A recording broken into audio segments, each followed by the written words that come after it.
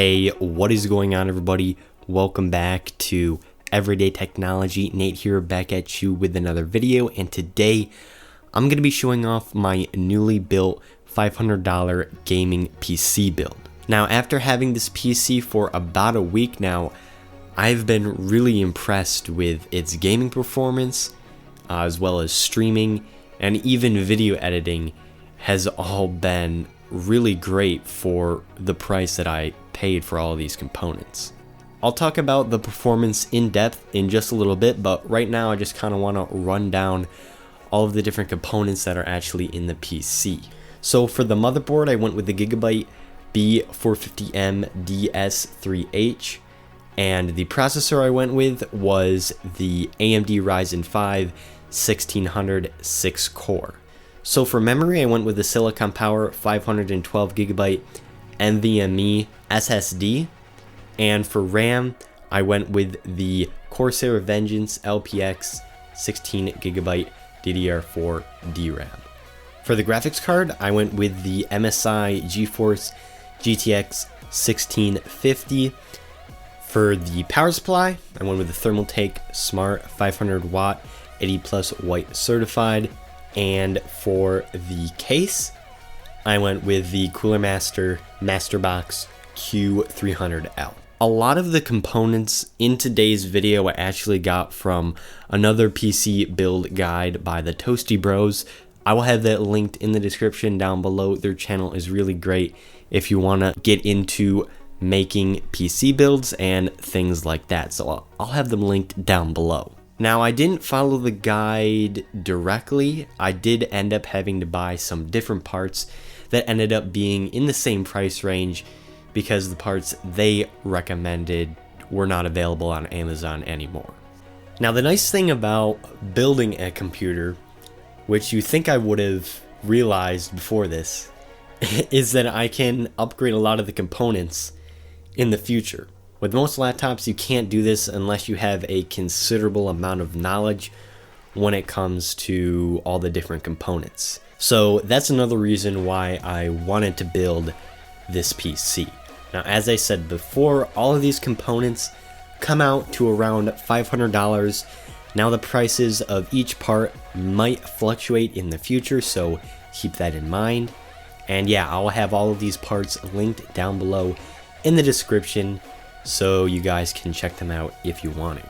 For performance, when it came to gaming, I was able to get upwards of 90 frames per second on Fortnite at max settings, and I was also able to get the same on Valorant as well as Apex Legends.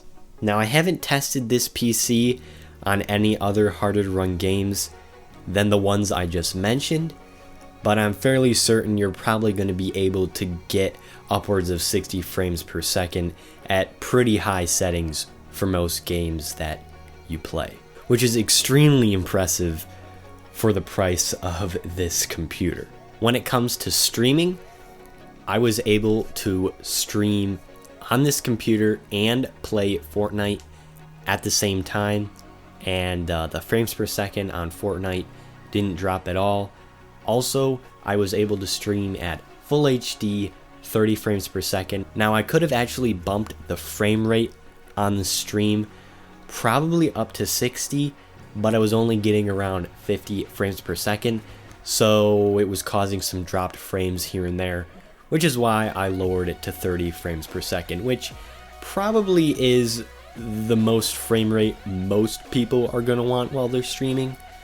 I probably could work out the kinks and get even a higher frame rate, but as I said before, for most people, 30 frames per second at full HD is going to be plenty. A few more things that I want to go over before I end this video is that the case that I chose, the Coolermaster Case, actually has a couple of pretty cool features built in. First of all, you can move the front I/O panel around to the front, bottom, and the left and right of the case simply by unscrewing a few screws. Another cool thing is that you can remove the dust filter from the front and the top of the case. I'm not sure why you would really want to do this, but it is a really nice addition if you really want to do a deep clean on all of the little holes in the case. Now, I know I really didn't go in depth with the performance of this computer. I didn't include benchmarks or anything like that. The main reason is that I'm really not an expert in this field yet. I have to use this computer a lot more and also get more experience in building PCs. But if you guys want it, I can make a future video going over the performance of this computer. I'm also going to be making a whole video about the best $1,000 gaming setup, which this PC will be a part of. So if you're excited for that, feel free to hit the subscribe button down below. And yeah, that's it for my first PC build, my $500 gaming PC. Let me know how you think I did as far as cable management and building goes. I think I did a pretty good job for a first-time builder. And if you have any questions or feedback for me, feel free to leave that in the comment section as well. And as always, guys, I will catch you all later. Peace.